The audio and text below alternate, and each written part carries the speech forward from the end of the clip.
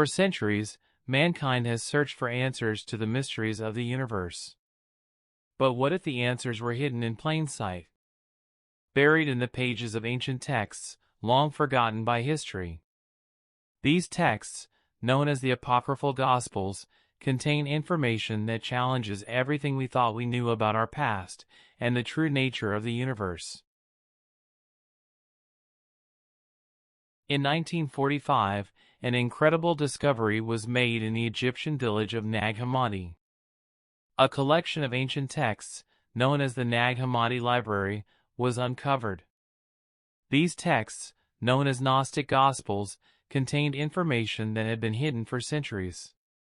But why were they hidden, and what do they reveal about our past? For years, these texts were dismissed as heretical by the Catholic Church, but Val Ellam's books have shed new light on their significance. The texts speak of a universal conflict involving beings from other dimensions, known as archons, who fought against the resurrected Jesus, also known as Chokmah in Hebrew, or Sophia in Greek. The texts also reveal that humanity has been used as guinea pigs in a process that has escaped the control of its creators. Humans know nothing about it, and especially that their lives have always served as guinea pigs. But what information is described that can completely change the reality of those who know it? This information is precisely that, in an unknown neighboring universe, composed of countless abodes, the archons were armed against the resurrected Jesus, understood by them as the Cosmic Christ, known as Sophia or Chokmah in our earthly culture, because they did not accept his universal authority. This anti-material universe, known in the Hindu culture as Brahmaloka, was well known by our ancestors who coexisted with beings that flowed through the portals that linked these two bands of reality. We simply have lost connection with these times. All books considered to be Gnostic reveal information offered by the resurrected Jesus to his apostles and disciples, which point to a strange relationship between these and Jesus himself, whether in his human form or in the form he temporarily assumed after the crucifixion. This transitory phase of the risen Jesus, assumed for some time, should have been appropriated by his cosmic form, as already mentioned, called in Greek Sophia or Chokmah, in Hebrew, which unfortunately never happened even with the resurrection. This transitory phase of the risen Jesus ended up being absorbed only by his own spirit. This, in turn, also failed to transfer his mental spiritual postulates acquired through the experience of the human Jesus to the bodily condition of Sophia. This pending matter remains a work in progress by its spirits until present times and will continue until the transfer cycle is consumed. The future of this creation depends greatly on Sophia being able to grow by absorbing the human part of the avatar it produced by inseminating Mary with its personal genetic code. This was done to fulfill the designs of Lord Jehovah, long announced by the prophets and recorded in the pages of the Old Testament. However, who are these beings referred to in the pages of Gnostic texts? Who are the three lords, chief archons, that dominate creation? There is a permanent conflict that has been developing for billions of years, which is the dispute between the three lords who composed a triad a long time ago. One of them is precisely the so-called biblical God, known as Jehovah. Since then, they have been discussing through wars and disputes which of the three is the universal creator, and who commands the creation from its internal scope. Jehovah is also known by other names, such as Allah or Brahma. The other two lords of the triad are also known by several different names. Another aspect of this issue is what the archons and other descendants of this Trimurti think about who the ruler of the two universes should be. These two universes, the material one and the anti-material, generated after the Big Bang, make up this problematic creation and its many homes, an aspect that involves the Earth way more than we can imagine.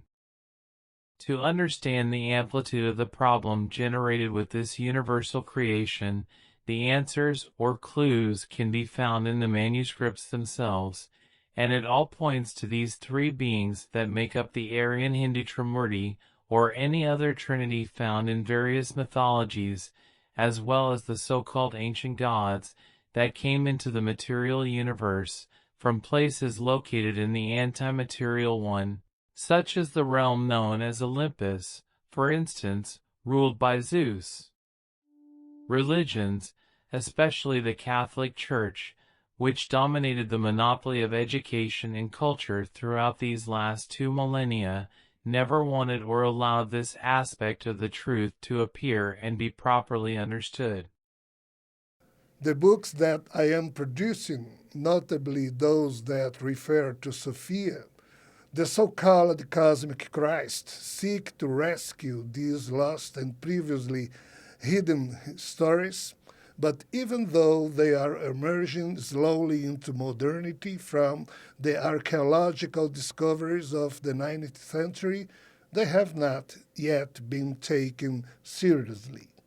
One of the most significant texts found in Nag Hammadi in 1945 is the first Apocalypse of James, a conversation between James, the just, and his resurrected brother, Jesus. In it, Jesus reveals the true nature of the universe and its inhabitants, and that the earth has functioned as a sort of prison for his brother James, as for the rest, for all human beings. This text, along with others found in Africa, the Middle East, and Europe, provide a glimpse into a past that has been hidden from humanity for centuries. Let's analyze some passages from the first Apocalypse of James with some of my comments in bold. James then said to the resurrected Jesus, worried about what would happen to him after death, "How will I reach that who is, the biblical God, or the Creator, since all these powers, archons that dominated the anti-material realms, and hosts, inhabitants imprisoned in these realms, are armed against me?" Jesus responds, "These powers are not armed against you specifically.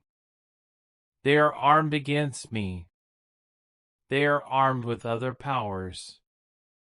But they are armed against me in judgment, in the sense of evaluating whether they accepted Sophia, the cosmic face of the resurrected Jesus, as the heir of the Creator's universal legacy. Jehovah, who dwells in the neighboring anti-material universe, had ordered Sophia, who resides in this material universe that we live in, to produce a human avatar that would fulfill the function of the all-powerful Messiah, who would lead humanity back to the control of Jehovah, which was lost since the times of Adam and Eve. Jesus, the Messiah, refused to fulfill the agenda of his own cosmic self or the so-called Cosmic Christ, and therefore the archons located in the neighboring anti-material universe no longer found him worthy of being the universal ruler. They did not give me what was rightfully mine, the right of succession of Sophia's sovereignty, nor do they pass through me, so I must pass through them. In their environment of torment and unhappy agony, I will resist. Majesty will be with me, and though I may rebuke them in his name, Jehovah, I will not. There will be in me a silence and a hidden mystery. Jesus will only impose himself when he comes back as promised, with his cosmic face of Sophia, although I may be pale before their anger. In these simple 2 paragraphs, we can see how important it was for the risen Jesus to clarify, in this condition, what was not possible for him to do in life. But here, however, we have for the first time explicitly revealed one of the reasons for the wars and disputes that have been fought over millions of years. As a result of these conflicts, life that existed on Mars was destroyed when the Ragnarok, narrated by the Norse mythology, occurred there. For this reason, explained to James, dispute still happened among the beings that Jesus called archons, in the translation that the Greek language made of his words. But what is the reason for all of this? The answer must be given in two views. First, there is a permanent conflict that has been developing for billions of years, which is the dispute between the three lords who composed a trinity a long time ago that has been discussed through wars and struggles, which of the three is the universal creator, and who of them commands the creation from its internal scope. The second view to this issue is what the heirs of this Trimurti think about who the ruler of the two universes that make up the problematic creation and its many dwellings should be, an aspect that involves the earth and the human known as Jesus. Lost in the midst of isolationist or even negationist thinking that believes that the human being is alone in the universe and that we are the inventors of evil and wars through the original sin, the unsuspecting earthlings never manage to understand the narratives of the Bible, which they consider sacred, when, there itself, a strange God in conflicts with other beings, and with some angels, appear as characters in the tragic plot.